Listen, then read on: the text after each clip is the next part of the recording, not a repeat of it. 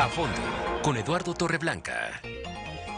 ¿Qué tal? ¿Cómo están ustedes? Bienvenidos aquí a fondo en un programa que para nosotros representa una gran oportunidad para revisar lo que es México, lo que ha sido México en los pasados 27 años y lo que será México en un futuro inmediato, incluso mediato.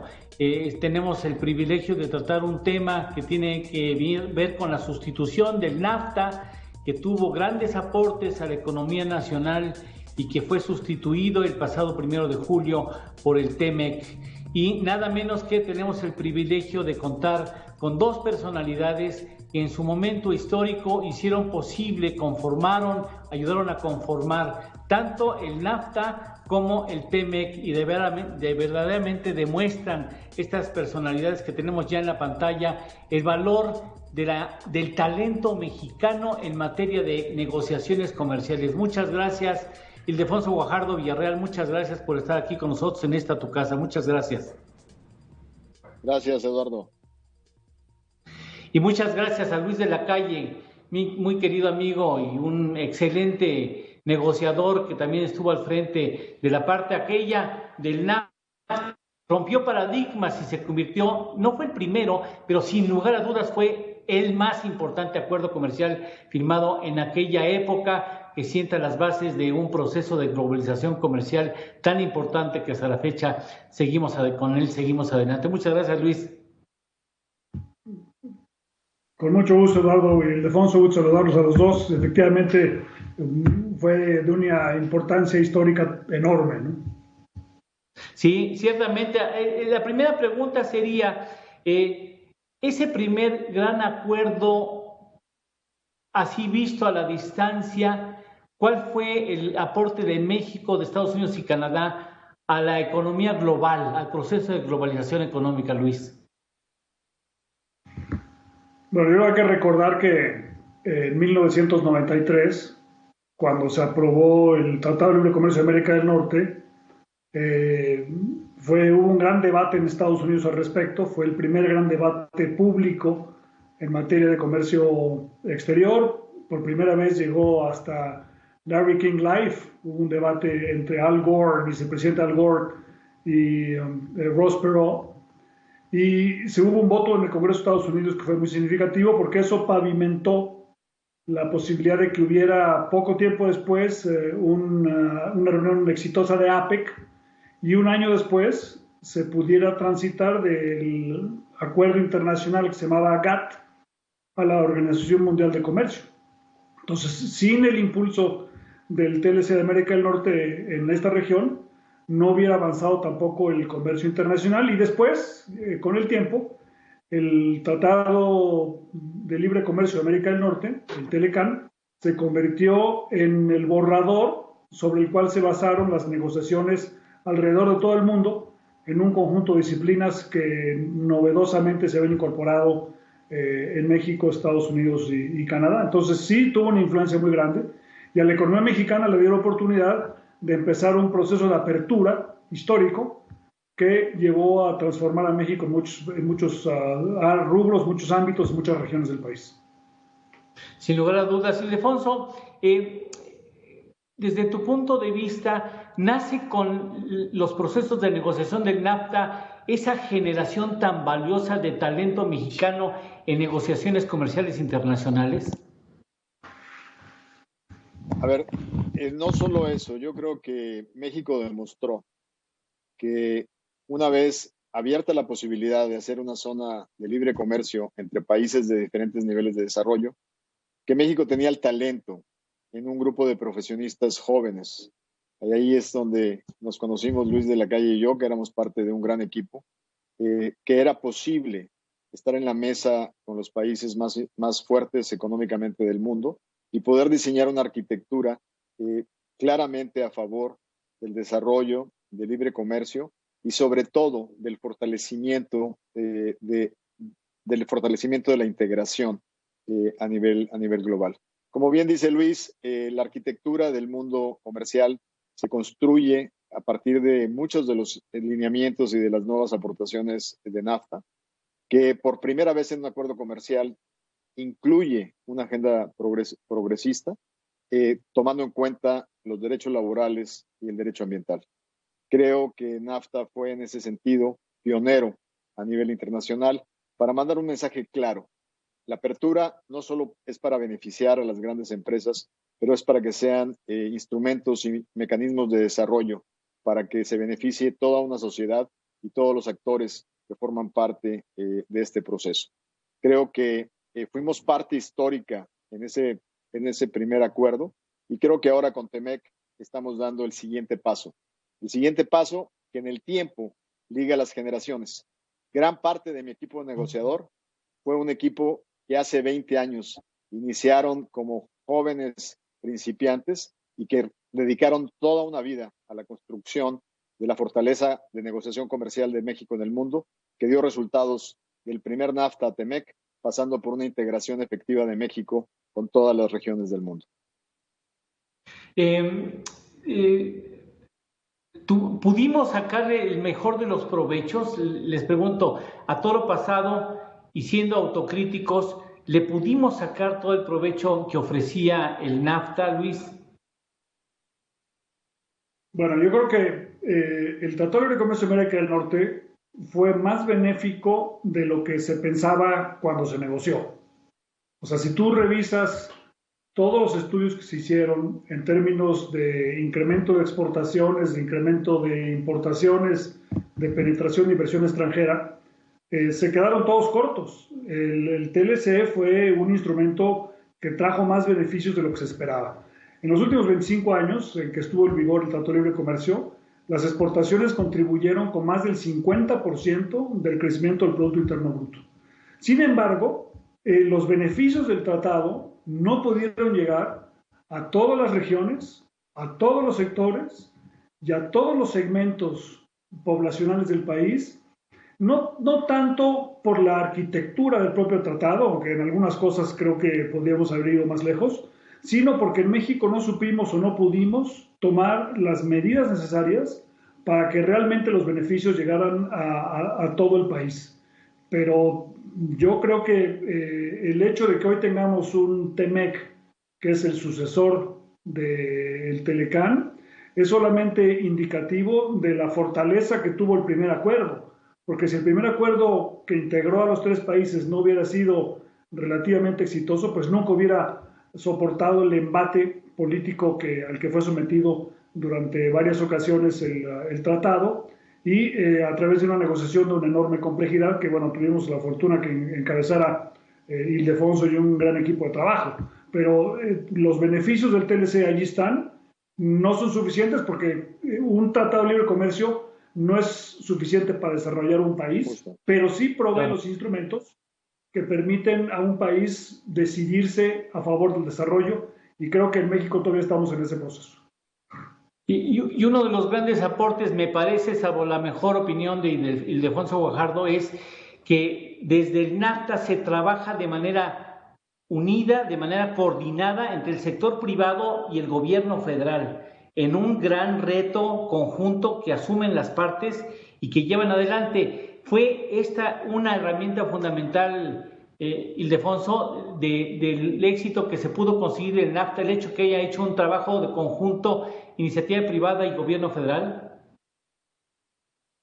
Sin duda, el concepto del cuarto de junto se diseña, se cree y se lanza con el NAFTA. De hecho, recordará Luis que una de mis responsabilidades en la oficina en Washington era hacer el enlace de la oficina de Washington con el cuarto de junto mexicano cada vez que iban a rondas de negociación en Estados Unidos.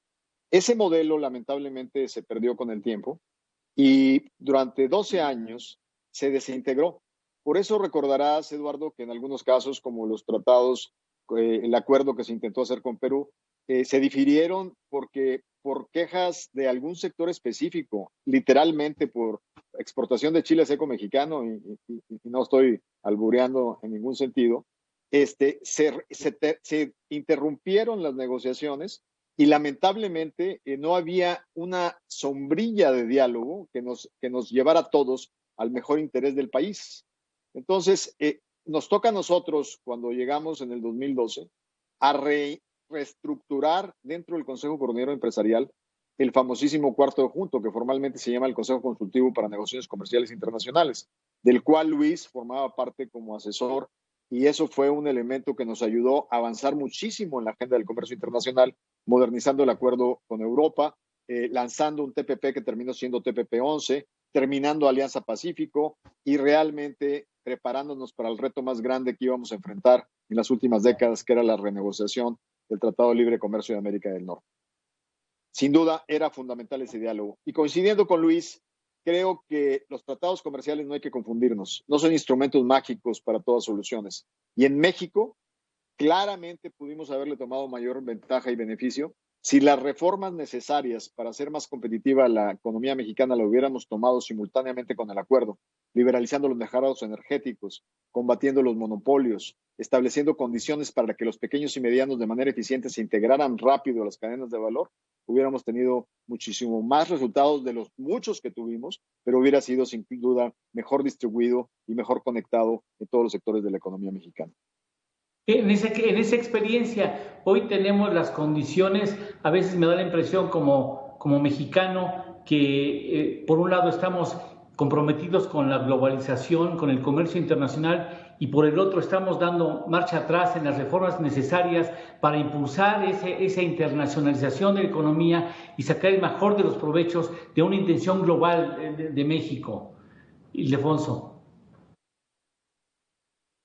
Lo que yo te diría, y Luis es testigo de primera fila de esta afirmación, cuando nos toca un momento decisivo en la elección de México y estábamos en medio de la negociación, porque recordarás que en el mes de julio todavía no teníamos claramente la visibilidad de la pista de aterrizaje de dónde íbamos a concluir esta negociación. Y una de las buenas noticias es que después de la elección, el gobierno electo había designado a quien nos acompañara en la mesa en el momento de transición.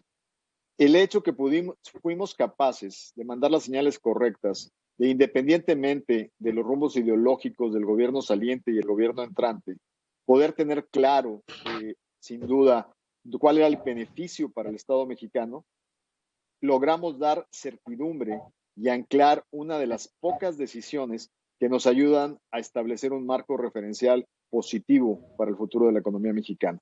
Y yo sigo diciendo que hay tres elementos que aún hoy siguen siendo anclas.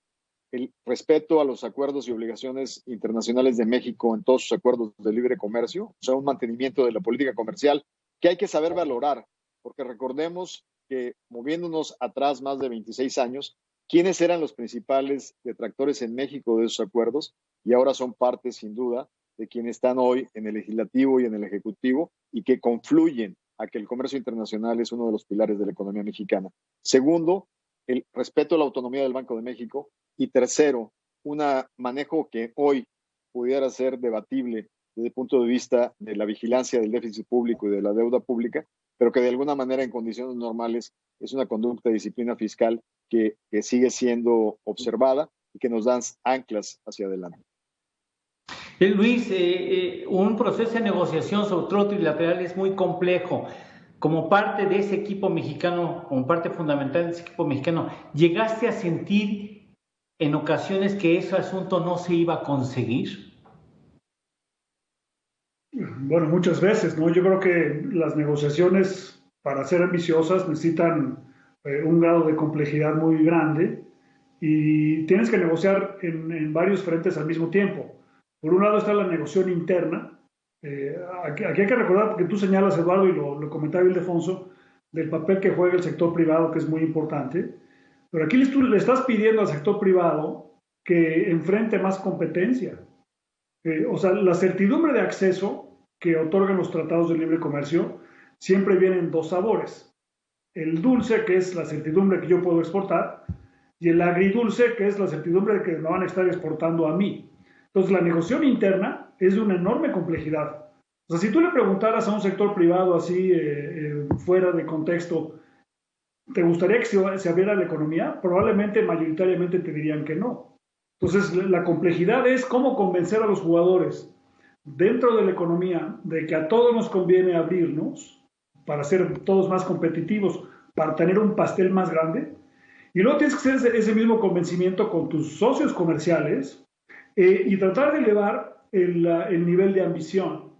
Porque si el tratado resultante no es muy ambicioso, probablemente no va a contribuir mucho a hacer la región más competitiva. Entonces, hace 26 años, cuando entró el Telecán, el propósito era que fuéramos competitivos entre los tres y que comerciáramos más entre Canadá, Estados Unidos y México y hubiera más inversión. Ahora el reto es distinto, ahora el reto es cómo apalancamos al TEMEC para que seamos competitivos en el mundo, completos, incluido ser competitivos en Asia, competitivos en Europa. Y México tiene una ventaja tremenda, porque somos el único país en desarrollo o emergente que puede tener este tipo de relaciones ambiciosas de negociación compleja, como tú dices, Eduardo, al mismo tiempo en Europa, en Asia, en América del Norte y en América Latina. Entonces eso nos da, o sea, se lograron estas negociaciones porque explotamos la ventaja comparativa esencial del país, que es poder hacerlas. Nuestros competidores, China, la India, Brasil, Turquía, Indonesia, no pueden hacerlo, no tienen las condiciones para hacerlo, nosotros sí, pero eso hace el elevado nivel de ambición difícil la negociación y por lo tanto en muchas ocasiones, como dice Ildefonso, como que no ves la pista de aterrizaje, dices esto no lo vamos a lograr.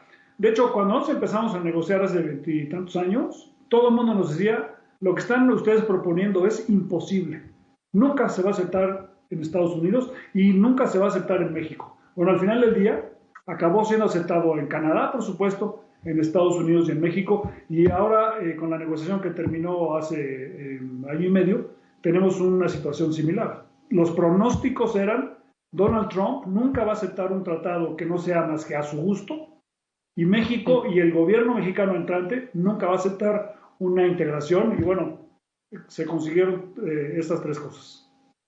Gracias a la participación de personajes que fueron muy reconocidos por el sector privado, de lo que vamos a hablar después de una pausa. Yo recuerdo en no menos de 3 eventos públicos del sector privado cómo se reconoció al equipo de talentosos negociadores y los aplausos que recibió Ildefonso Guajardo como secretario de Economía por el trabajo hecho por estos mexicanos en una negociación harto difícil, tomando en cuenta el carácter del presidente norteamericano y sobre todo el hecho de que estaba en campaña y que había prometido acabar con el acuerdo comercial más nefasto firmado jamás en la historia de su país, de lo que hablaremos después de una pausa comercial.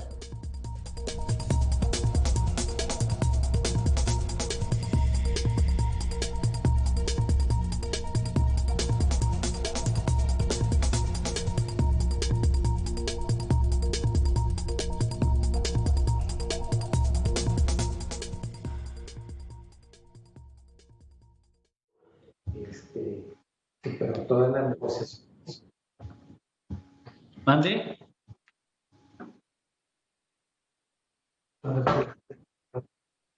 ¿Así está bien?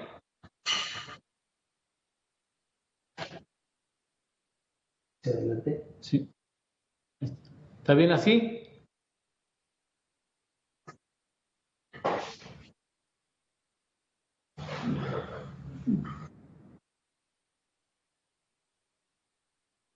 Un minuto de corte. ¿Tú llevas el tiempo o te dejo? Ellos me llevan. Pero ¿cómo te avisaron? Lo vi. Me dijeron, el micrófono, se metieron. Me dijeron, después de esta pausa, después de esto vamos a pausa.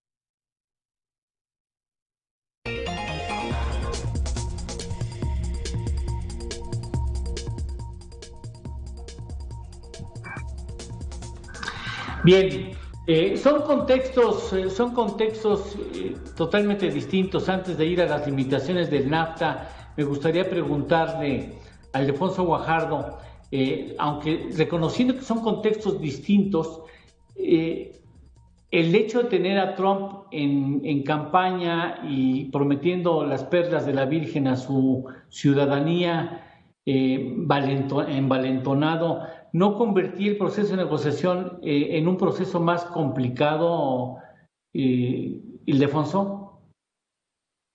A ver, Eduardo, creo que el tema tiene una profundidad relevante y qué bueno que lo pones en la discusión.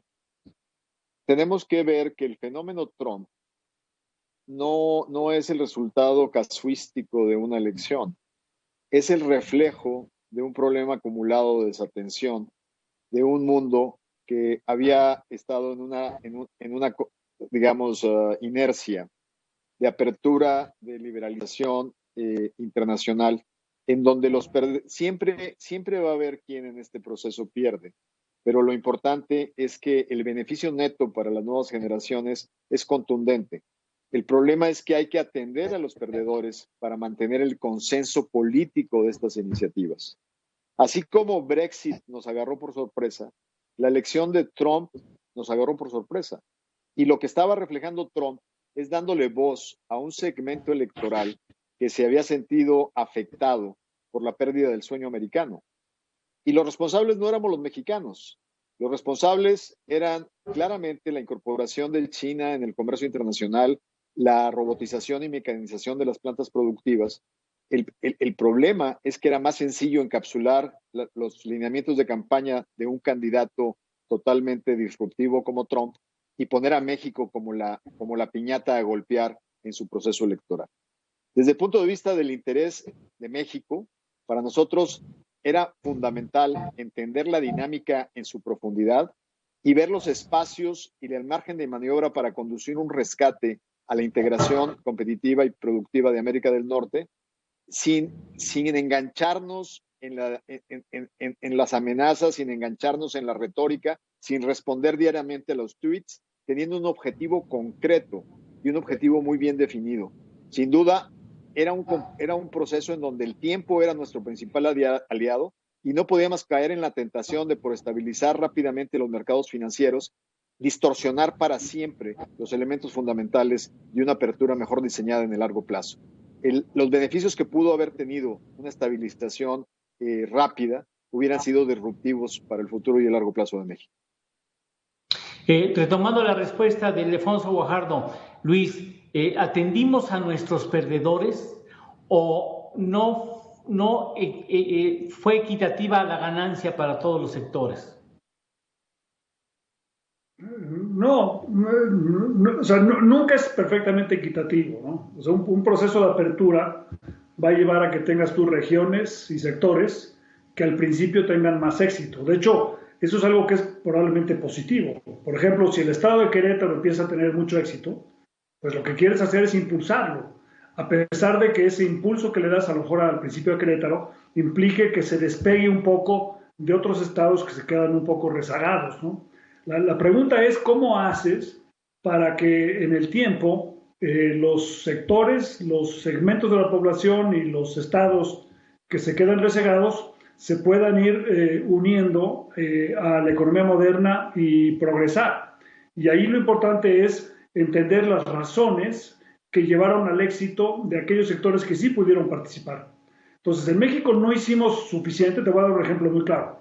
Cuando se negoció la apertura agropecuaria, el acuerdo era: vamos a abrir a México la importación de granos y cárnicos para que México pueda exportar frutas y vegetales. Ese fue, digamos, el acuerdo continental con Estados Unidos y con Canadá. Y el acuerdo interno era: en México vamos a hacer un gran esfuerzo para tener un sistema de subsidios a través del Procampo que permita una transición, y además vamos a hacer grandes inversiones en infraestructura de irrigación, de transporte, de sistemas de acopio, de cadenas de frío, etcétera, para realmente poder aprovechar las oportunidades. Con la crisis de 1995, el gobierno se quedó sin dinero el programa de Procampo se dividió a la mitad en su valor monetario y las inversiones en infraestructura rural en realidad siempre se acabaron posponiendo. Entonces México quedó, digamos, en una deuda. Aquí lo interesante es que a pesar de eso, el éxito de las exportaciones agropecuarias ha sido monumentalmente importante. O sea, hoy en día tenemos, México terminó 2019 con una participación de mercado de 14.5% en promedio. En el sector agropecuario tuvimos 25% del mercado de Estados Unidos. Entonces, a pesar de que no pudimos, digamos, compensar el incremento en la competencia a través de programas públicos por razones presupuestarias o políticas, el éxito del sector agropecuario muestra que cuando la sociedad se organiza y cuando los productores visualizan una nueva oportunidad que les da las señales de mercado a través de la apertura, la transformación puede ser muy profunda y muy benéfica, ¿no? Pero efectivamente se pudo haber hecho un proceso más equitativo, más profundo y más igualitario de lo que se hizo a pesar del éxito que tuvo, ¿no? Pero de eso también depende mucho la actitud del sector privado. O sea, no todo puede depender del gobierno federal o de políticas públicas. La iniciativa privada, te pregunto, Ildefonso, ¿sientes que en el NAFTA la iniciativa privada hubo sectores que no entendieron la necesidad de modernizarse, de invertir, de capacitarse, de propiciar el estar listo cuando les tocaba entrar en acción, en escena, porque hubo gradualidad que dio oportunidad a algunos sectores a ponerse al día antes de que estuvieran sujetos a la competencia internacional? Yo creo que lo que sí se demostró y queda hoy la huella manufacturera de México en el mundo son las capacidades competitivas que el comentario de Luis resaltaba. Al principio había mucho miedo de la apertura y 25 años después, muchos de los que dudaban de tomar esta apertura como un reto de competitividad, ahora son empresas líderes en la manufactura global con plantas en países desde Europa, la India, Brasil, y que realmente los empresarios mexicanos dieron demostración de esa efectividad. Eso marcó una nueva generación, una generación preparada para una competencia global más que para mercados cerrados y mercados que realmente conducían a la ineficiencia. Así es que yo creo que sí hubo una respuesta de competitividad del sector privado que sin duda marcó una nueva pauta en el contexto internacional.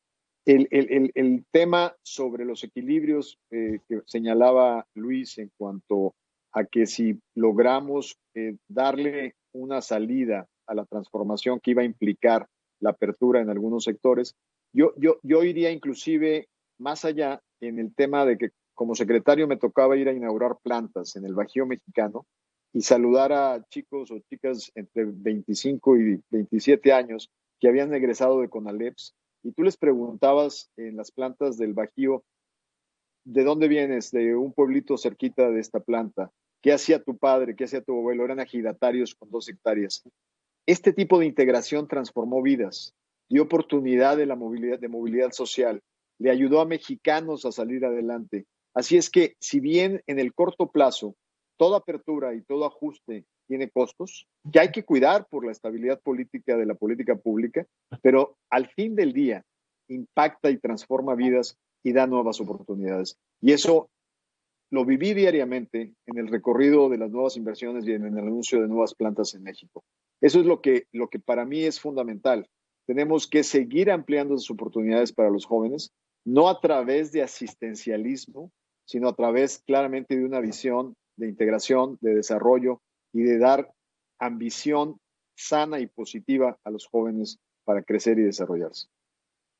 Y se sacó más provecho, Luis, se sacó más provecho del NAFTA gracias a que hubo gobiernos de varios estados colindantes que defendieron la continuidad de políticas públicas y que hicieron posible, por ejemplo, tan solo por mencionar uno, los clústeres automotriz o el clúster automotriz en la zona del Bajío. Fue importante esa parte del respeto a la continuidad de políticas públicas.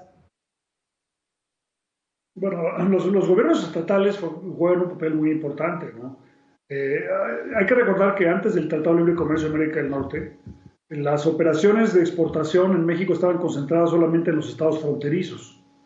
Con la liberación que implicó el Telecán, empezó a haber plantas en todo el país, pero se concentraron en ciertos clústeres que tenían como característica, que tenían cuatro características, ¿no? La primera de ellas es acceso logístico.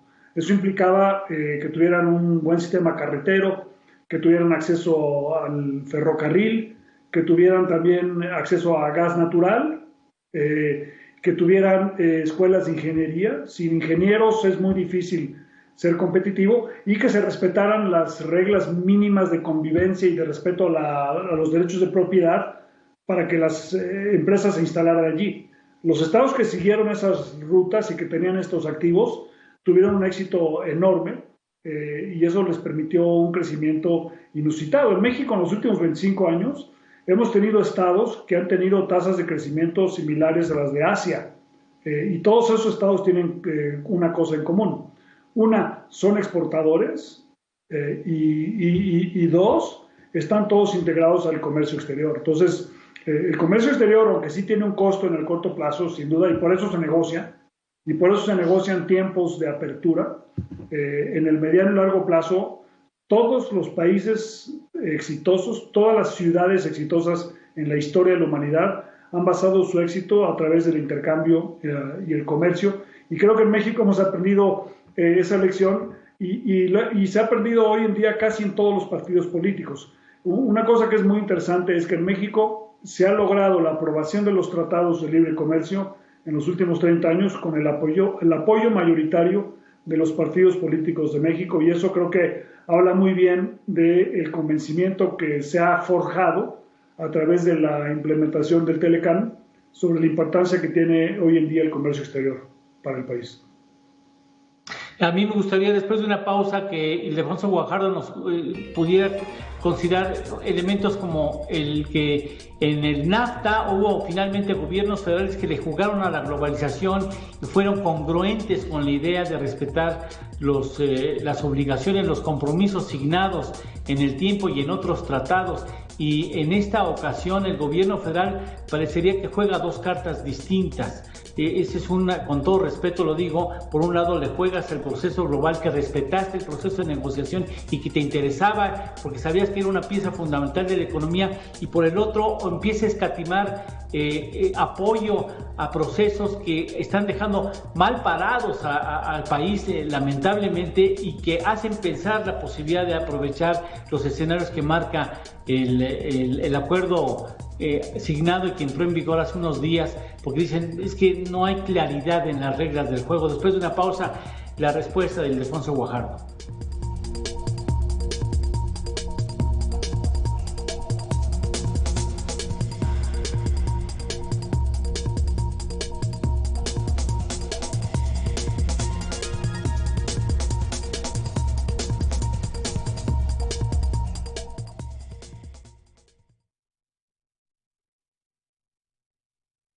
Me levanto rapidísimo. Es que, Gracias. Y la pregunta es, ¿cuánto nos falta de yo grabación? creo que ¿Cuánto falta de...?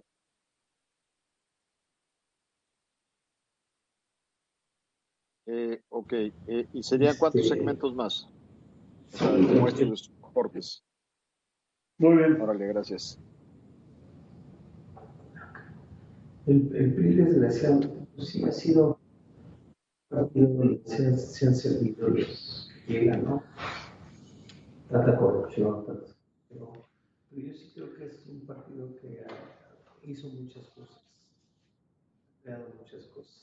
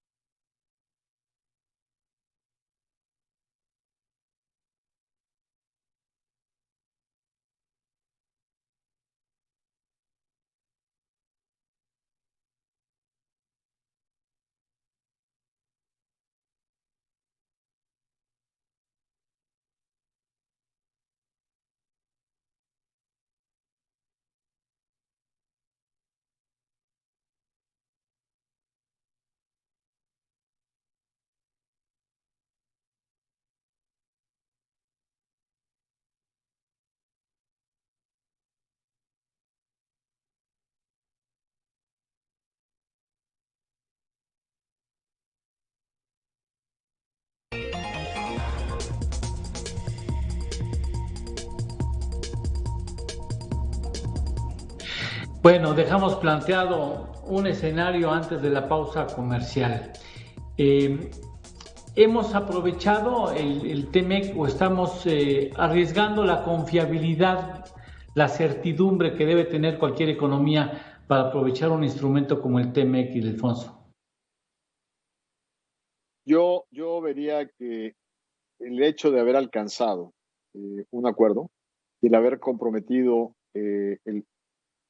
el Estado mexicano en un momento de transición es justamente lo que nos ayuda a que muchas de las decisiones que se toman en política pública sean analizadas en función de sus efectos.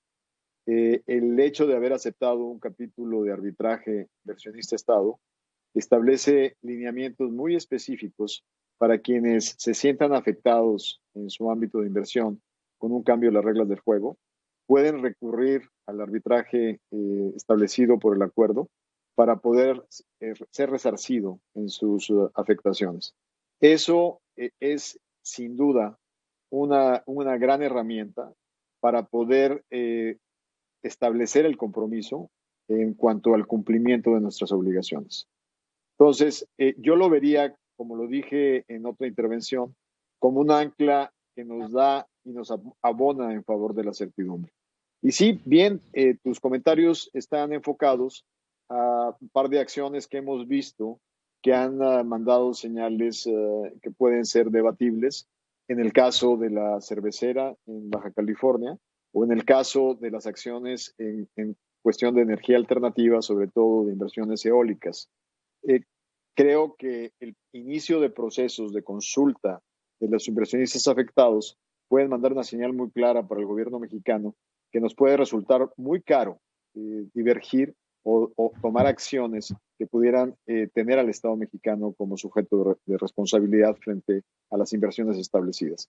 Esto no elimina el auténtico derecho del Estado mexicano de poder observar malas prácticas en algunos procesos de licitación, pero para establecerlos hay que tenerlo perfectamente fundamentado y perfectamente respaldado en lo legal para podernos blindar de cualquier reclamo en arbitraje inversionista-Estado en el caso del TEMEC, ahora de aquí en adelante. Luis. Bueno, yo creo que el TEMEC al final del día va a ser juzgado por el incremento en la competitividad regional de América del Norte con respecto al resto del mundo. México debe aspirar a convertirse en la plataforma de exportación de América del Norte al mundo y la región de América del Norte debe aspirar a convertirse en la región más competitiva de todo el globo. Para que esto suceda, en México necesitamos trabajar en 4 ámbitos. El primero de ellos, que ya mencioné, es la logística. Esto implica mejorar el cruce fronterizo, tener aeropuertos, puertos, ferrocarriles de una altísima competitividad, de los mejores del mundo. Necesitamos también tener al mismo tiempo energía abundante, barata, competitiva en todo el país. En México nos hemos visto durante muchas décadas simplemente como productores de energía y hoy en día para ser competitivos nos tenemos que ver también como consumidores de energía. Entonces, en la medida en la que aprovechemos que la energía de América del Norte es hoy en día la más competitiva del mundo, pues seremos mucho más atractivos como región. En tercer lugar, necesitamos hacer una apuesta a favor de la tecnología. Y muchas veces nosotros encontramos un discurso en el que se trata de demonizar a la tecnología. En México debemos ser exactamente al revés. Debemos apostar a favor de la robótica, debemos apostar a favor de la economía digital, de la nanotecnología, del avance tecnológico, porque la disputa comercial en el mundo no es por los déficits o los superávits comerciales, sino por el liderazgo tecnológico. Entonces México tiene mucho que ofrecer en ese sentido, si sabemos poner el acento en la investigación y desarrollo, en la formación de talento, en la formación de ingenieros, y así es como vamos a tener al final del día éxito en el TEMEC. Y finalmente, se requiere también la estabilidad de las reglas, porque las inversiones que valen la pena requieren un horizonte de planeación Y si estamos cambiando las reglas con demasiada frecuencia, mermamos ese tipo de inversiones y nos vamos a dedicar solamente a las inversiones donde se añade poco valor agregado. Entonces, para que el país sea competitivo, necesitamos trabajar en estos 4 frentes: logística, energía, tecnología y Estado de Derecho. Y el gobierno tiene que tener un discurso congruente con esto para realmente poder maximizar los beneficios del TEMEC y para cumplir con los objetivos del gobierno, que es tener una economía más incluyente. O sea, el TEMEC le puede dar una enorme palanca de desarrollo al sur de México si sabemos visualizar el potencial que tiene el sur para conquistar el mercado de Estados Unidos y otros mercados también.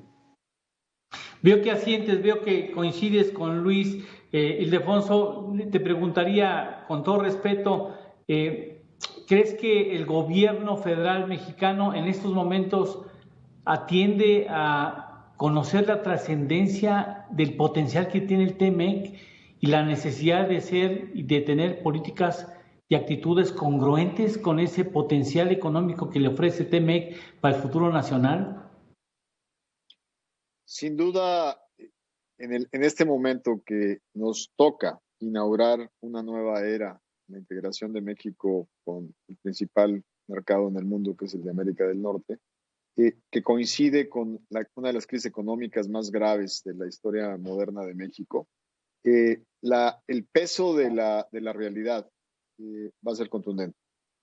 La única luz que vemos en este túnel tan oscuro, que es el ajuste a los efectos de una pandemia que llegó para quedarse por un largo tiempo, es lo que ya hacía referencia a Luis, el motor exportador de la economía mexicana, que en más de una ocasión, en todas las crisis anteriores, es el que nos ha ayudado a salir adelante. Hoy, más complejo, porque no podemos garantizar una recuperación de la confianza del consumidor en los mercados globales por bienes durables de manera contundente, y porque de alguna manera también la aceleración de los contagios en los mercados a los cuales estamos destinados está mandando señales inciertas.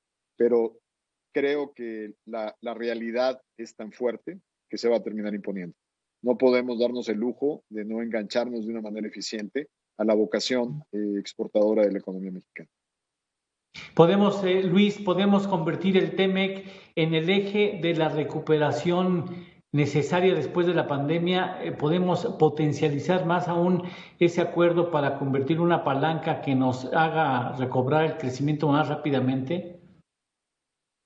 Yo pareciera la única noticia positiva el TEMEC en este momento, ¿no? Entonces, efectivamente, no es la única solución. O sea, tampoco debe ponerse en el TEMEC, como tampoco había que hacerlo para el TLC, todas las esperanzas de la economía mexicana. No es suficiente, pero sí puede ser un eje muy importante en el sentido que le da una cierta visión y una dirección a la economía y una forma de transformarse. O sea, la parte más interesante de los beneficios de la apertura comercial probablemente esté por llegar en México. O sea, como hemos dicho ya varias veces, los beneficios de los últimos 25 años han sido muy grandes, pero todavía insuficientes en el sentido que no han alcanzado a muchas empresas pequeñas y medianas, tampoco han alcanzado a muchas regiones que han estado ausentes, y la mejor manera de crecer más rápidamente es incorporar a estas empresas, estas regiones del país, a una tasa de crecimiento mayor a través de la mejora que implique su participación en el comercio exterior. Entonces, sí se puede convertir en una palanca muy importante para la recuperación y en un faro que le permita a la economía mexicana saber hacia dónde va. México, el mejor promotor de la competitividad de México en los últimos años se llama Donald Trump. O sea, cuando Donald Trump decía en su campaña y luego en los primeros meses de su presidencia, cada vez que competimos con México perdemos, México es un país altamente competitivo, pues nos mandaba la señal de que probablemente Donald Trump nos sobreestimaba, pero también que nosotros muchas veces nos subestimamos y que no creemos que somos capaces de ser competitivos. Pero lo que hemos mostrado en los últimos años es que cuando nos disponemos a hacer las cosas bien, y no solamente, como decías tú, Eduardo, el sector público, sino también mucho, quizá más, el sector privado, el trabajador que hace su trabajo de excelencia, podemos competir y podemos competir exitosamente y por lo tanto convertir al comercio en un espejo. El comercio internacional es un espejo y cuando te ves en ese espejo te deprimes porque dices, ¿sabes qué? Tengo un poco más de canas o un poco menos pelo o más arrugas y no puedo competir. Pero la clave del comercio exterior, de ese espejo, no es tanto ver tus deficiencias y corregirlas, que es muy importante, sino ver en ese espejo cuáles son tus ventajas comparativas. Y México es un país que tiene enormes ventajas comparativas y somos una región, América del Norte, que cuando visto en conjunto, las ventajas que tenemos son inmensas y solamente están allí para que nosotros las adoptemos, invirtamos en ellas, las profundicemos y entonces sí se convierta en una palanca de desarrollo. Sí, nos la tenemos que creer. Vamos a una pausa, ya nos acercamos a la parte de las conclusiones. Iniciaría con Ildefonso Guajardo en esta. Tenemos que cambiar la actitud, Ildefonso, tenemos que acompañar este potencial de TME con políticas públicas específicas que le den la oportunidad a quienes ahora son espectadores y podrían ser jugadores importantes en cadenas de valor. Después de una pausa, las respuestas.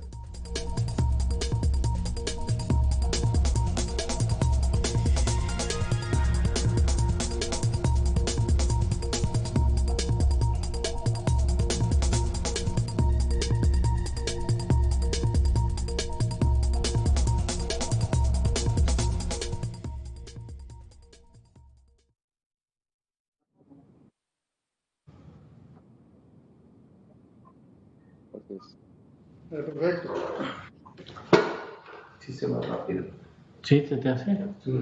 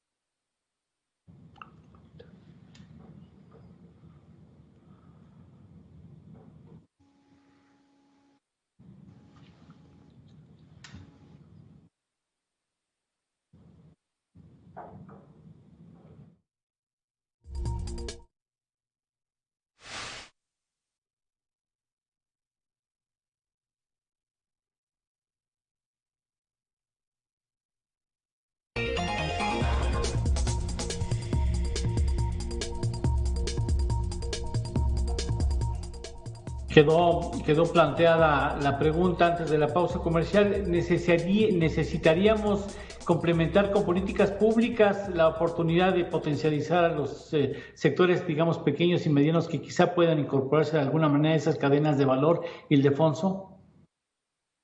Sin duda, claramente, como ha quedado demostrado en el aprovechamiento de nuestro primer marco comercial, se requiere acompañar este proceso de oportunidades para poder hacerlo viable de su aprovechamiento. O sea, Luis ya marcó algunas que son estrictamente necesarias en términos de la eficiencia de conectividad, de infraestructura portuaria, de conectividad fronteriza. Sin duda, referir dónde es el nuevo frente de competencia internacional. Claramente, en esta visualización también tenemos que enfocar los cambios permanentes que la primera crisis de salud de esta naturaleza que cambió la matriz de riesgos obliga a un replanteamiento de cómo debemos enfrentar el desarrollo y el anclaje de nuevas cadenas de valor. O sea, sin duda, el acompañamiento de políticas públicas que abonen en un aprovechamiento de la oportunidad es fundamental. En todos los frentes, en los frentes que son esenciales para hacernos un país más eficiente y mejor conectado. Es clarísimo que el acompañamiento del sector público y del sector privado en este proceso va a ser fundamental. Es importante que el diálogo sector privado-gobierno se fortalezca y se mantenga. A mí, por ejemplo, estuve en una conferencia esta mañana con el gobernador de Coahuila y con el Grupo Industrial de Coahuila, y tuve una el día de antier con el Grupo Industrial de Jalisco. Y una de las cosas que recomiendo al sector empresarial es visualizar que para el nuevo gobierno entramos en una etapa diferente a la etapa de negociación. La etapa de negociación por condiciones estratégicas del gobierno en transición se designó a un negociador que venía de un tema de comercio internacional y de alguna manera se concentró el mandato en una persona que avanzó un proceso y concluyó un proceso que habíamos iniciado nosotros. Sin embargo, ahora la administración del acuerdo recae en la Secretaría de Economía. Y afortunadamente en esa Secretaría existen funcionarios que han sido formados a través de estos más de 20 años, incluyendo la subsecretaria Luz María de la Mora. Va a haber retos fundamentales donde requerimos un buen acompañamiento, como las nuevas obligaciones de certificación de origen, los nuevos requerimientos de integración, como también tienen que ver con elementos en materia de certificación, en materia de ley de nuestras responsabilidades laborales. Y por lo tanto, el trabajo conjunto del gobierno mexicano con el sector empresarial para poder cuidar que las nuevas obligaciones no sean mal utilizadas desde el punto de vista proteccionista va a ser estratégico y fundamental. No hay ningún esquema internacional que demuestre que esto puede ser realizado solo por el sector privado o solo por el sector público. Requiere del acompañamiento y la voluntad de todos los que estamos en este proceso para hacerlos conjuntamente. Bien. Luis, ¿qué no tendríamos que hacer? De alguna manera retomo la respuesta del Ildefonso. ¿Qué no tendríamos que hacer para echar a perder el potencial del TEMEC? Bueno, necesitamos, por un lado, la fortaleza institucional. El éxito de la implementación del Telecán hace 25 años fue que el grupo de personas que lo negoció participó en su implementación durante un largo tiempo, ¿no? Ahora tenemos, como decía Ildefonso, en la Secretaría de Economía gente de una capacidad probada. Hoy en la mañana se anunciaron la lista de panelistas y me da mucho orgullo a mí saber, por ejemplo, que entre la lista de panelistas mexicanos está Roberto Zapata, Carlos Béjar, Ricardo Ramírez, Hugo Perezcano y otros que se formaron todos ellos en la hoy Secretaría de Economía y que son mexicanos de una enorme capacidad profesional y personal y que van a hacer una importante contribución a la solución de esas controversias. Necesitamos también prepararnos a litigar con Estados Unidos. Estados Unidos es un país litigioso. Ahora tenemos un sistema de solución de controversias que va a estar funcionando y vamos a tener litigios en contra de México en el ámbito laboral, por supuesto. Ahí es muy importante, en primer lugar, el cumplimiento con las leyes laborales y, en segundo lugar, la defensa vigorosa de los casos que se enfrenten para evitar que esos casos se conviertan en un pretexto para obstaculizar nuestras exportaciones. Vamos a también tener casos por posibles violaciones que haga México o Estados Unidos o Canadá. Y finalmente también vamos a tener casos muy importantes en el ámbito agropecuario. México se está convirtiendo en ya somos el principal